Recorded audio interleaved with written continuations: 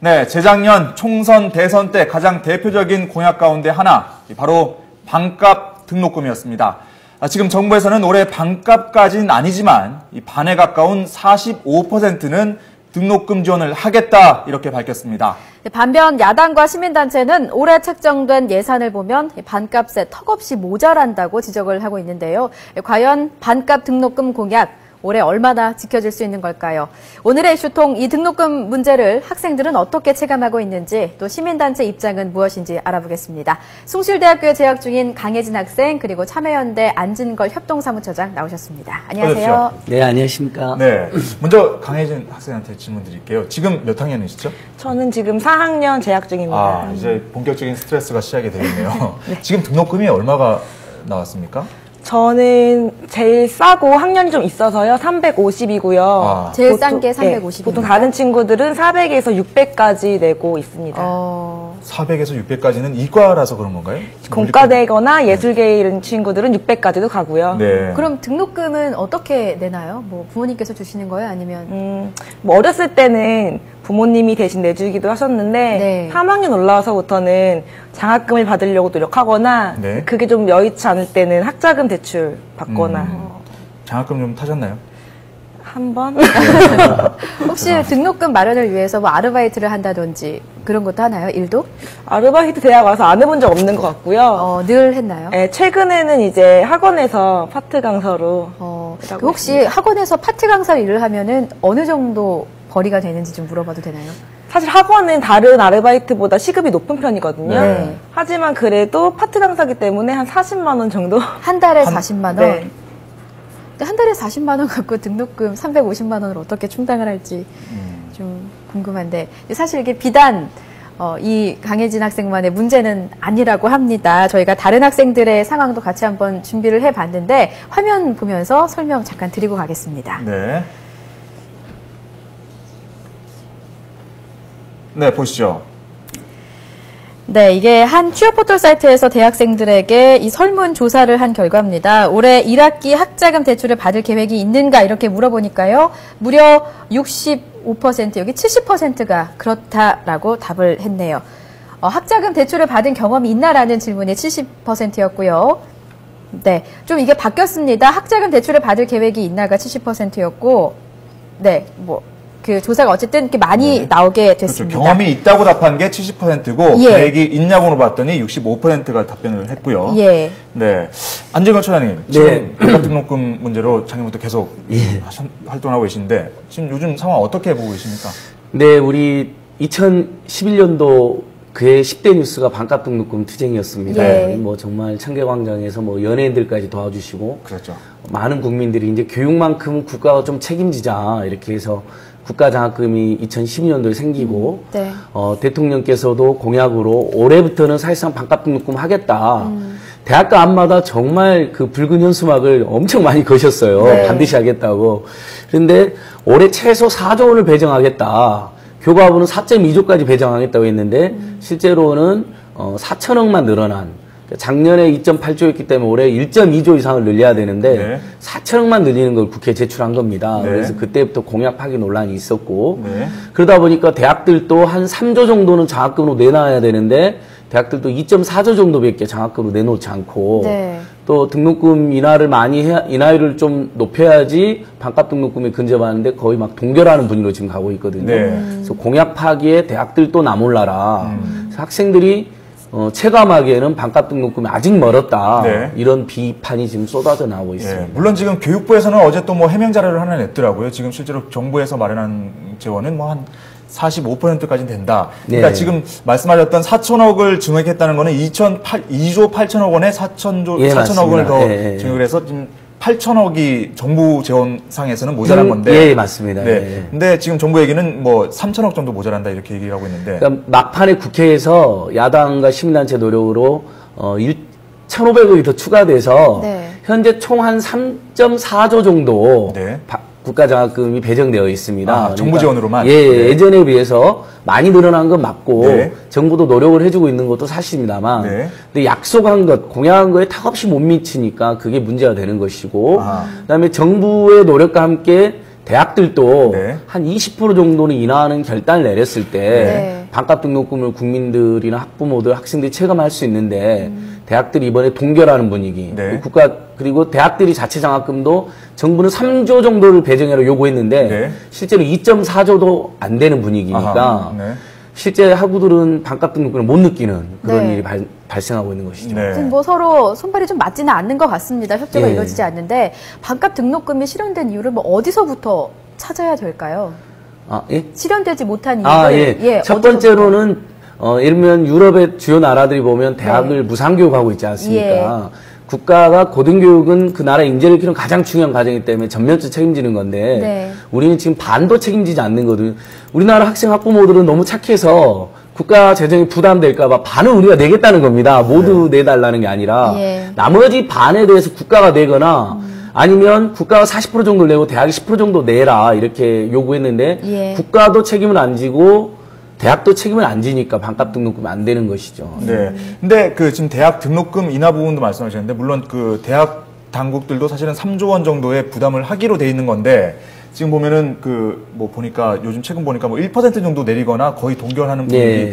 그런데 실제로 대학들이 다 등록금을 뭐 인하를 해서 3조 원을 부담하겠다는 얘기는 처음에 아니었잖아요. 맞습니다. 그렇죠? 그러니까 인하 몇 프로 해서 그 인하를 하면 또 정부에서 100% 매칭을 해줍니다. 그러니까 네. 대학이 손해보는 건 없는데 대학들이 인하 자체가 싫으니까 안 하고 있는 거고 그 다음에 이제 인하 몇 프로, 그 다음에 나머지는 장학금 확충분 이렇게 해서 3조 정도를 그렇죠. 네. 맞추는 건데 네. 대학들이 인하를 거의 안 하는 분위기입니다. 올해는. 그리고 장학금은 한 2.4조 정도 되지 않으니까 약속에 못 미치는 거죠. 그래서 현재 대학생들이 받는 걸 보면 네. 소득 2분위, 그러니까 최하 그 20% 계층 학생들만 1년 450만 원을 받고 있습니다. 네. 근데 그건 지금 등록금만 한 1,000만 원 안팎에 나머지 고등교육비가 한 2천만 원 정도 드는 거로 네. 추정되는데 그렇게 되면 최하위 계층이 450만 원 받아가지고는 반값 등록금이 전혀 안 되고 5분위, 6분위쯤 되면 한 중산층 대학생들쯤 되면 한 150만 원에서 100만 원밖에 나오지 않습니다. 1년에. 네. 그러니까 그걸 가지고 반값 등록금이라고 하면 학생들이 허탈해하는 것이죠. 근데 사실 그 소득별로 차등 지급하겠다는 건 애초에 박근혜 대통령의 공약 네네네. 내용이긴 했고요. 근데 제가 궁금한 거는 실제로 대학에서 그 장학금 혜택을 보는 학생이 좀 늘긴 했나요? 주변 보거나 본인 경험 봤을 때 어떻습니까? 사실 숫자적으로 보면은 는 거는 확실한 것 같습니다. 네. 근데 문제는요, 장학금의 그 유형이라고 해야 되나? 네. 기존에 이제 학교에서 고정적으로 주는 성적 장학금이라던가 가정 형편이 어려운데 이제 면학을 잘했으면 좋겠다 했는 친구들은 그 숫자는 크게 늘지 않았어요. 아. 근데 이제 단발성으로 뭐 100만 원 준다. 뭐 그런 것 이벤트성이라고 해야 되나? 그런 장학금이 좀 많이 늘었죠. 아하. 규모는 어떤가요? 그 장학금을 뭐 이벤트성이라도 받았을 때 한 학기 등록금을 충당할 만한 장학금이 나오는 겁니까? 보통 100에서 네. 많으면 150 정도거든요. 네. 절반도 네, 채 되지 뭐 못하는. 저희 학교 같은 케이스는 하위 계층 학생들은 많게는 450만 원까지 받는데 예. 대부분 이제 뭐 4분, 5분, 6분이 보통 이제 우리 대학생들한테는 한 150만 원, 100만 원 나오니까 1년에 네. 등록금만 1,000만 원에 비하면 매우 적다 이렇게 느낄 수밖에 없고 네. 그래도 사회가 발전을 하고 있는 건 사실이어서 네. 이 국가장학금 지원받는 학생이 100만 명이 넘어서고 있습니다. 그래서 이런 많은 대학생들 학부모들과 시민사단체 노력이 네. 일정하게 성과는 가져왔다. 네. 정부가 노력해준 부분도 고맙다. 다만 유럽에 비하면 유럽은 무상교육에 대학생들한테는 생활비를 줍니다. 네. 공부에 전념해라고. 네. 예. 그러니까 훨씬 그 사회가 발전하는 거거든요. 생활비까지 받고 공부만 하는 건데 우리나라 대학생들은 강혜진 학생도 왔지만 사실 10중 7, 8명이 아르바이트라고 아까도 말씀 7, 8명이 학자금 대출을 받고 예. 빚이 1,000만 원, 1,500만 원을 지고 있습니다. 예. 이런 상황이니까 공부에 전념하기 어려운 그런 문제가 지금 악순환이 반복되고 있는 것이죠. 네. 근데 정부는 대학 당국에는 좀 그 압박을 좀 안 하고 있나요? 그러니까 현재 그 국가 장학금 유형 2라고 유형 1은 학생들이 바로 주고 유형 2는 등록금을 인하한 만큼 100% 주는 것으로 배정을 했는데 네. 그 부분이 강제력이 없습니다. 네. 대학 자율에 맡기다 보니까 작년에 무려 3,500 정도 아예 지급이 안 됐습니다. 유형 2가. 네. 애써서 어렵게 국회에서 국민들이 만들어 놨더니 아. 대학과 정부가 지급을 안 하는 사태가 발생한 거거든요. 그러니까 그 얘기는 이제 그 대학 자체가 등록금을 낮춰야지 그만큼 국가 예산도 반영이 될 수 있는데 네네네. 그 등록금 인하를 안 했기 때문에 그 국가 예산도 그만큼 나가질 다시 않았다. 남아버린 거죠. 자율에만 맡겼으니까. 그래서 저희는 국가장학금을 대학이 받으려면 협약을 해서 반값 등록금을 목표로 협약을 해가지고 협약한 대학에만 주게 되면 자연스럽게 반값 등록금이 시간이 걸려도 될 거다라고 이제 이런 법안도 내놓은 상태입니다. 네. 근데 정부 입장에서도 사실 그 정도 3,500억 정도가 남았으면 사실 좀 답답한 노릇일 텐데 예. 올해는 어떻게 될까요? 대학 사실 뭐 인하율 보고 예상 예. 보면 대충 이게 나오지 않습니까? 지금 뭐 어제 오늘 뉴스에 이제 많이 나오고 있는데요. 지금 인하를 거의 안 하는 분위기입니다. 뭐 네. 서울대가 0.25%이나 뭐 거의 미미하고 연세대가 동결을 선언하고 몇몇 대학들은 심지어 인상하겠다고 지금 나오고 있거든요. 네. 예. 근데 대학들이 작년에 쌓아놓은 적립금만 11조가 넘습니다. 이제 네. 우리 국민들이 그 수치를 애우고 있을 정도예요. 너무 많이 쌓아놓고 학생 학부모들에게 고통과 부담 그대로 주니까 지금쯤이야말로 이제 교육에 대한 국가의 책임을 명확히 하면서도 대학들도 감사원에서 2011년도 말에 감사 결과가 나왔거든요. 한 네. 13% 정도 등록금이 뻥튀기 되어 있는 것 같다. 인하 여력이 충분하다. 그러니까 국가와 대학이 결단을 내리면 그리고 아까 말씀드린 것처럼 우리나라 학생 학부모들이 유럽처럼 무상교육 당장 해달라는 게 아니잖아요. 50%나 내겠다는 그 50%도 굉장히 부담이거든요. 사실은요. 예. 그러니까요. 사실 뭐 우리 그 학생들이나 학부모님들 입장에서는 유럽 정도의 복지 혜택이 있으면 얼마나 좋겠습니까만은 맞습니다. 사실은 우리나라에서 지적되고 있는 부분은 사실은 대학의 구조조정 문제도 지적이 되고 있거든요. 예. 왜냐하면 이 우리나라 대학 자체가 자구 노력이 덜한데 이걸 그 정부에서 재원 마련을 해줘가지고 굳이 이걸 그 살리는데 급급하다기보다는 예. 좀 다른 자구책을 마련해야 되는 거 아니냐 이런 사실 목소리도 나오고 있어요. 그런 뭐 예를 들면 좀 너무 교육이 부실한 대학들도 일부 있기 네. 때문에 네. 정부가 재정 지원을 다른 나라에 비해서 거의 OECD 꼴찌 수준으로 하거든요. 그런 문제가 있긴 했지만 네. 또 뭐 일부 대학의 통폐합이라든지 통폐합을 전제로 한 집중 지원을 통해서 발전을 시키는 방안도 저희도 같이 고민을 하고 있습니다. 네, 네. 저는 좀 학생에게도 질문을 드리고 싶은 게 사실 제가 대학 다닐 때도요. 네. 적립금이 엄청 쌓였었다는 얘기를 많이 들었거든요. 지금 11조라고 하는데 혹시 학생들은 이 적립금에 대해서 어떤 생각을 갖고 있습니까? 등록금은 계속 인상이 되잖아요. 네. 아니면 동결이 되거나 조금 인하가 되거나인데 사실 저희 등록금 가지고 계속 세이브 시키고 있구나. 네. 왜냐면 교육 환경이 많이 달라지고 있진 않거든요. 예전에 비해서.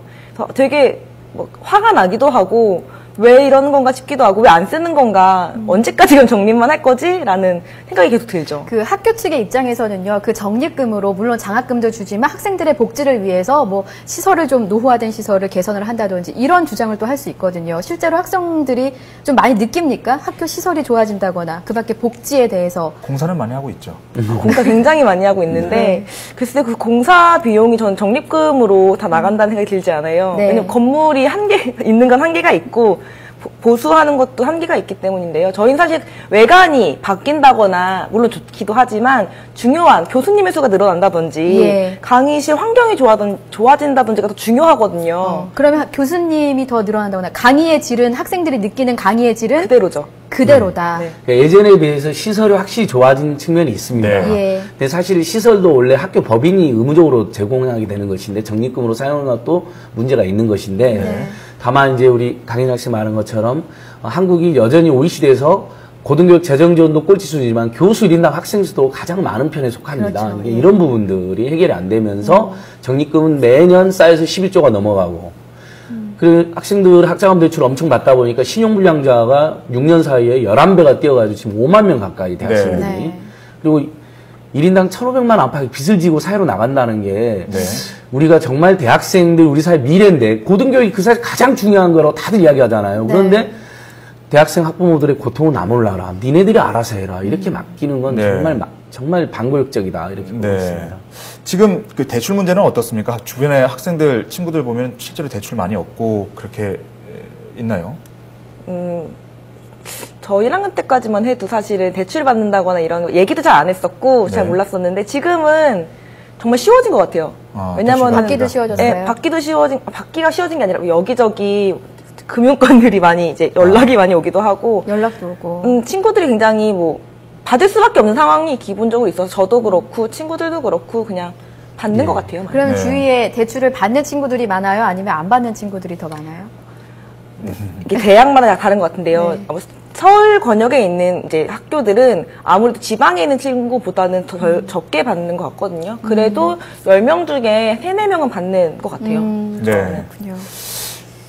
일단 이제 올해는 일단은 뭐 정부 말대로라면은 좀 이 정도 모자라다 네. 얘기가 나왔는데 어쨌든 정부 입장에서도 이걸 단계적으로 더 확충을 하겠다 이런 입장인 것 같아요. 맞습니다. 네. 다행히 정부에서도 공약 파기 논란을 의식했던지 네. 늘리겠다 이런 입장을 밝히고 있는데요. 다만 너무 그 속도가 더디니까 학생 학부모들 입장에서는 애가 타고 특히 이제 경제와 관련해서도 대학생 숫자가 300만 명쯤 되고 그 학부모들까지 하면 한 1000만 명의 국민이 이 고등교육비 때문에 고통을 받고 있거든요. 네. 이게 내수에도 침체도 악영향을 끼칩니다. 왜냐하면 돈을 벌어서 교육비에 다 써버리는 거죠. 그러니까 당연히 국가 경제 내수에도 악영향을 끼치는 것으로 경제학자들이 분석하고 있거든요. 그러니까 교육에 있어서만큼 복지를 확실히 해서 그 돈이 오히려 가게에서 소비도 하고 저금도 하게 되면 경제도 살아나고 교육도 교육대로 제대로 되고 네. 이런 선순환 구조가 가능하다고 다들 이렇게 이야기하고 있습니다. 네. 목소리를 좀 들어주셨으면 좋겠네요. 네. 오늘 학생들도 기자회견 준비하고 있다는 얘기 들었는데 오늘 어떤 내용으로 기자회견 하실 계획입니까? 주된 내용은 지금 이번 주까지 해서 등록금을 정하는 논의한 등록금 심의위원회가 열리고 있어요. 그렇죠. 거의 네. 끝날 것 같은데요. 여기에서 등록금 인하 20% 표기해라 등록금 고지서상에. 네. 그리고 이게 단순히 학교에서 자율적으로 하는 게 아니라 정부에서도 여기에 대해서 책임 있게 나서라라는 이야기를 좀 하려고 합니다. 네. 그러니까 대학이 부담하겠다고 한 부분이 있으니까 그 정도 지키려는 좀 노력은 보여달라 이런 얘기를 하실 것 같은데 안철현님 그러면 네. 이제 앞으로 좀 종합적으로 얘기를 했을 때 네. 내년에 뭐 늘리겠다고 얘기를 했지만 이 종합 결과적으로 등록금 부담을 좀 줄이려면은 어떤 대책이 필요할까요? 대한민국이 뭐 복지를 늘리려면 아직 돈이 없다 이런 말씀 많이 하시는데 사실 유럽 나라들이 대학 무상교육이라든지 무상교육을 할 때 보면 1940년대, 50년대에도 막 결단을 내렸거든요. 네. 전쟁이 왜 피폐한 상황에서도 공부하고 싶은 만큼 공부시키고 아픈 만큼 치료해주는 그래야 국민들이 행복하게 살 수 있거든요. 그래서 이제는 우리 사회도 고등교육에 대해서 국가가 책임진 결단을 내릴 때가 됐다. 1년 예산이 350조가 넘고 세계 10위권의 경제대국입니다. 그래서 대학이 10%에서 20% 인하하는 결단도 내려야 되지만 먼저 정부가 선도적으로 네. 우리가 확실히 예산 배정을 할 테니까 대학도 일부 예산, 대학도 과감하게 인하하고 그다음에 학생 학부모들도 미안하지만 50% 정도 일단 내주고 그래서 반값 등록금 한 다음에 거기서 점진적으로 또 뭐 우리 국민들 합의가 된다면 대학 무상교육까지도 나갈 때가 됐다고 생각합니다. 네. 네.